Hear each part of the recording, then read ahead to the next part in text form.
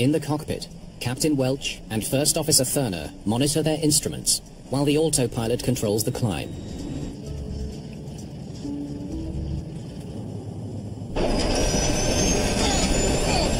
Suddenly, the plane begins dropping from the sky.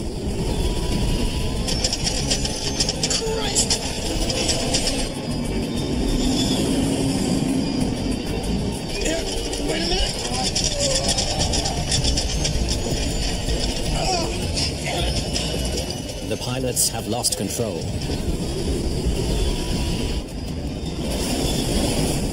Lauda Flight 4 is plummeting to Earth.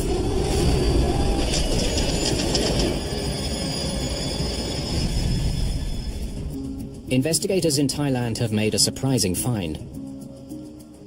The thrust reverser on Flight 4's left engine is fully deployed. Once we actually saw that the thrust reverser had deployed, for me it was shocking. It was not anything I really expected would happen. Thrust reversers help jetliners come to a stop on landing. They work by redirecting engine thrust forward to slow the plane down. Left side deployed in midair. No doubt. Planes have built-in safeguards to prevent reversers from deploying during flight. But even if it does happen, it shouldn't cause a crash. The widespread feeling of what would happen if a reverser deployed in flight was that the airplane would be controllable, that you could make a safe landing after that happened. In fact, flight testing has already shown exactly that. Before the 767 first went into service, Boeing had to prove that pilots could keep flying safely after a mid-air deployment. I was actually on one of the flight tests when we tested the thrust reverser deployed.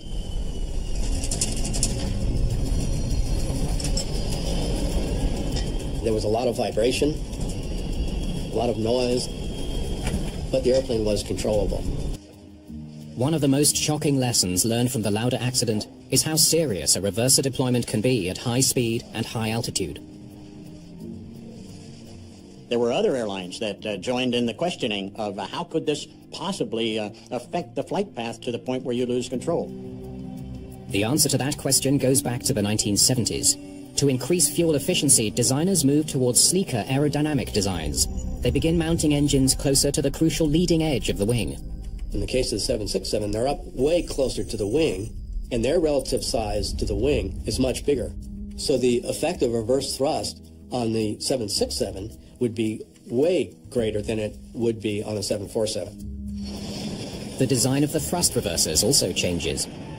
Earlier models used buckets at the rear of the engine that redirected air near the back of the wing. Newer designs redirect air closer to the front of the wing. To find out how the changes might affect aerodynamic lift, NASA runs a series of special test flights. Okay, you're recorded on. Flying a DC-8, NASA pilots match the Lauda flight's high speed and altitude. Okay, you should be deploying those. Then they deploy a reverser. There they go. The results are dramatic. There was about a 25% loss of lift over the affected wing.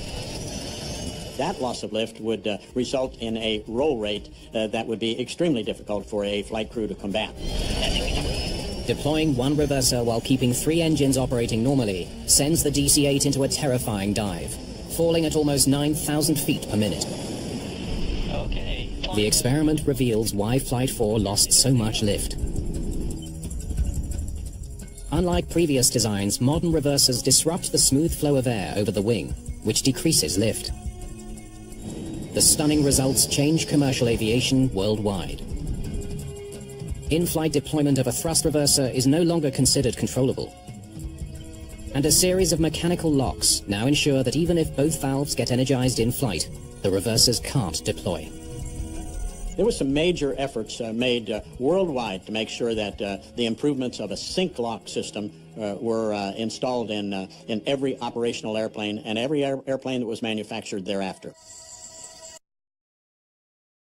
Back now with that mid-air emergency, the passenger plane violently shaking. You can actually clearly hear the pilot's concern in his voice, asking everyone to, quote, say a prayer. Here's ABC's David Curley. The intense shaking, a shocking experience for passengers on the AirAsia A330. Suddenly we heard a bang noise, and then everything started shaking. Out the window, the left engine bouncing, sending those shutters through the fuselage.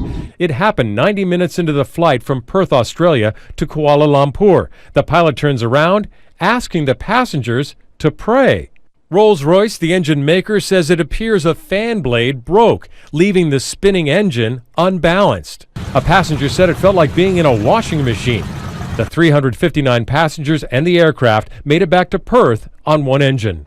Emergency crews were relieved as well. They had prepared for a possible crash landing in the water. AirAsia says it's cooperating with authorities and is investigating.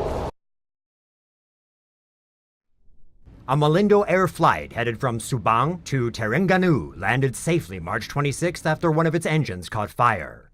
The plane took off just after 7:30 a.m. on March 26th, and the passenger list included the Terengganu football team. As the plane ascended to around 2,100 meters, an engine caught fire. The pilot immediately responded by activating the fire suppression system and turning off the engine. The plane then turned around and made a safe landing at Sultan Abdul Aziz Shah Airport in Subang. A Southwest Airlines jet struck a bird shortly after departing but safely returned without injuries. The plane was carrying 124 passengers and was departing for Chicago from Raleigh-Durham International Airport before it struck a bird shortly afterwards. The crew shut down the affected engine and immediately returned and landed safely back at the airport. The plane has since been taken out of service for inspection and any necessary repairs.